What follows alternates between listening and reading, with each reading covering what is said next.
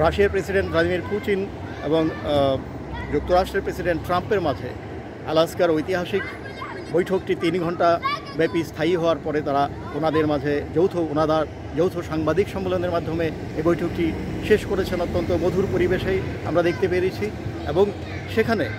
যদিও কোনো ঐতিহাসিক চুক্তি সেভাবে স্বাক্ষরিত হয়নি, কিন্তু সাদা চোখে হয়তোবা সেই চুক্তির দিকে দেখা যাচ্ছে না, কিন্তু আমরা যেটা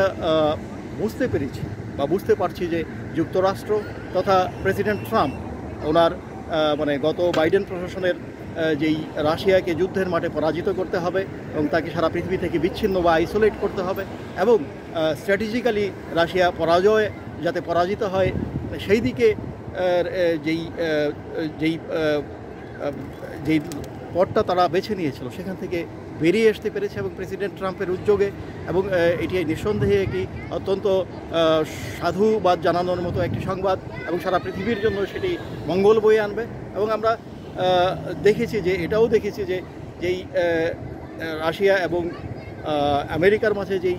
চরম শীতল যেই সম্পর্ক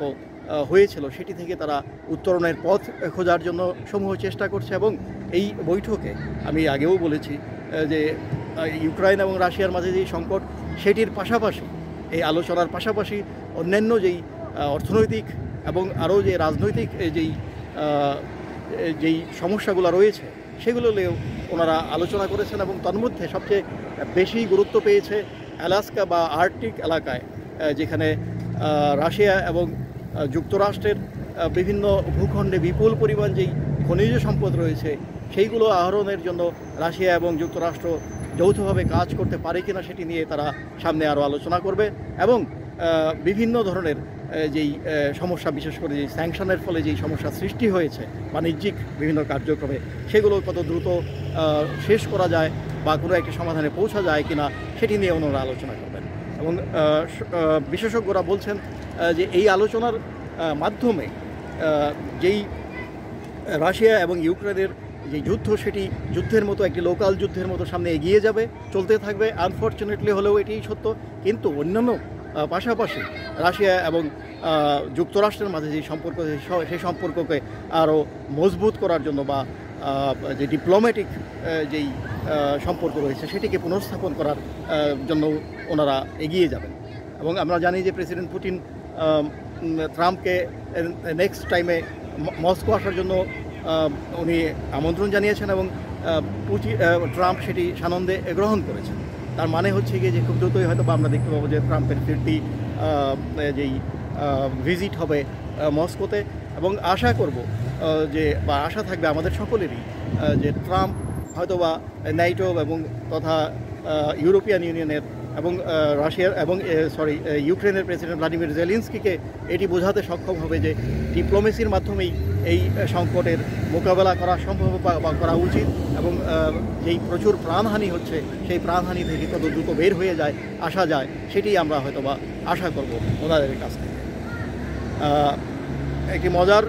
ব্যাপার বলে আমি শেষ করছি ঘটনা, সেটি হচ্ছে যে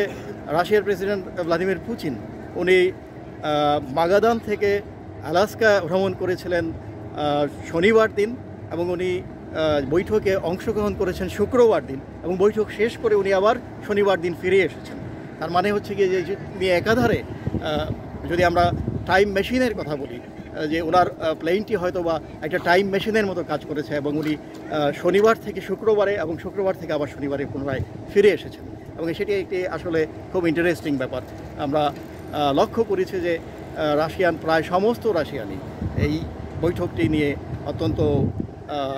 চিন্তিত, উদ্বিগ্ন বা আশা প্রকাশ করেছিল এবং অনেকেই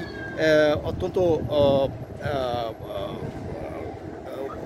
খুশি যে এই বৈঠকটি শেষ হয়েছে এবং সেটি আরও সামনে এগিয়ে যাবে। এবং সবচেয়ে মেইন কথা হচ্ছে যে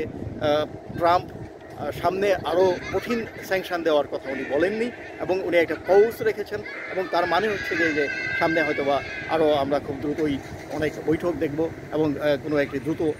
পরিসমাপ্তির দিকে এটি এগিয়ে যাবে। মস্কো থেকে RTV জন্য স্পেশালি সরবেলা।